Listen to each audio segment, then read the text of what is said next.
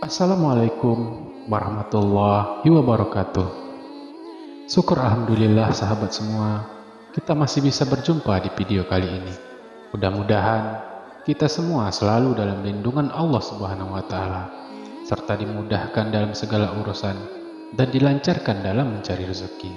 Pertama dan yang paling utama, marilah kita kirimkan salawat beserta salam kepada baginda Nabi Muhammad SAW dengan mengucapkan Allahumma sholli ala Sayyidina Muhammad wa ala ali Sayyidina Muhammad. Mudah-mudahan kelak di hari akhir kita bisa mendapatkan syafaat dari baginda Nabi Muhammad SAW agar kita semua bisa terhindar dari siksa api neraka. Amin ya rabbal alamin.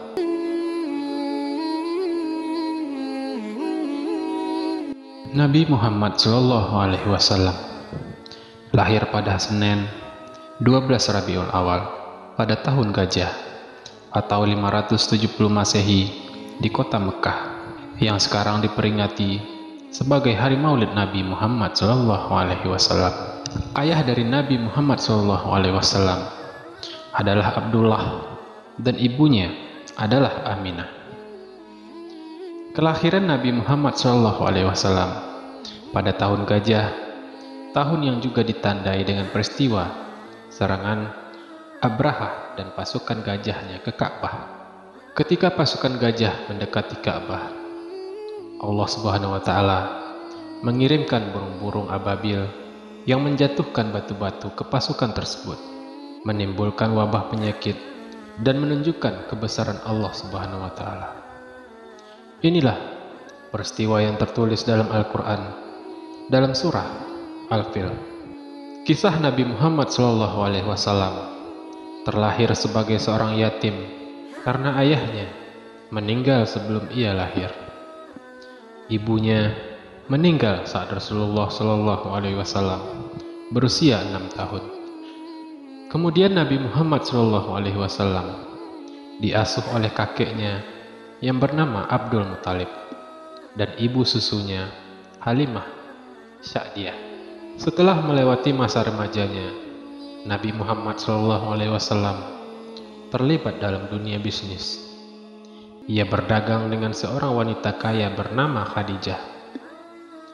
Khadijah adalah mitra dagangnya dan kemudian menjadi istrinya.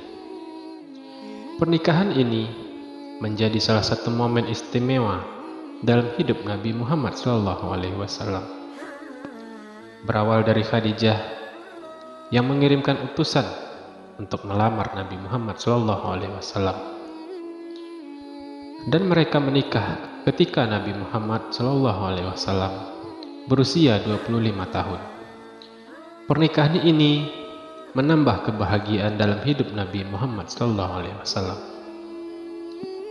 Nabi Muhammad adalah nabi terakhir yang menerima wahyu dari Allah Subhanahu wa taala.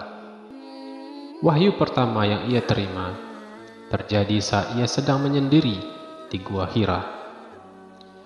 Malaikat Jibril mendatanginya dan memberikan wahyu pertama, yaitu Alaq ayat 1 sampai 4. Wahyu ini menandai awal kenabiannya. Nabi Muhammad SAW adalah rasul terakhir yang ditunjuk oleh Allah Subhanahu wa taala sebagai penyempurna agama-agama samawi sebelumnya. Beliau merupakan satu-satunya manusia yang diutus menjadi rasul oleh Allah Subhanahu wa taala dengan kesempurnaan akhlaknya. Kepergian Nabi Muhammad SAW di usianya yang ke-63 tahun lebih 4 hari sungguh meninggalkan duka yang sangat mendalam bagi para sahabat dan seluruh umat Islam. Nabi Muhammad SAW telah menunjukkan tanda-tanda perpisahan ketika beliau sedang melaksanakan haji wada. Tepat hari Senin, tanggal 29 Syafar tahun 11 Hijriah.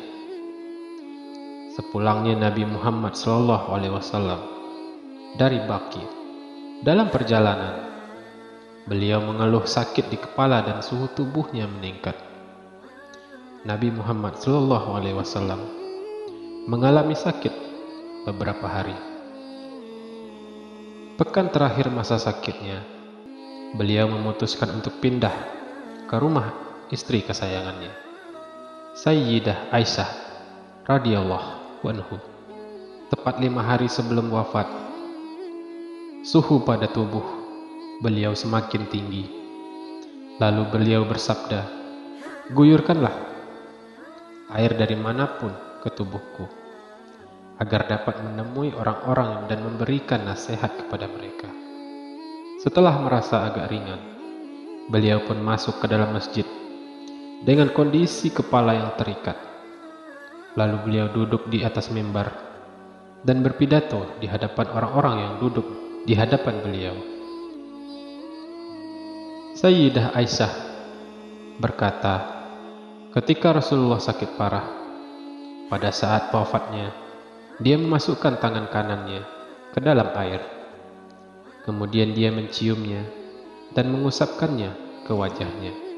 Lalu berkata, "Tidak ada Tuhan selain Allah. Sesungguhnya, kematian memang memiliki rasa sakit." Hadis riwayat Al-Bukhari.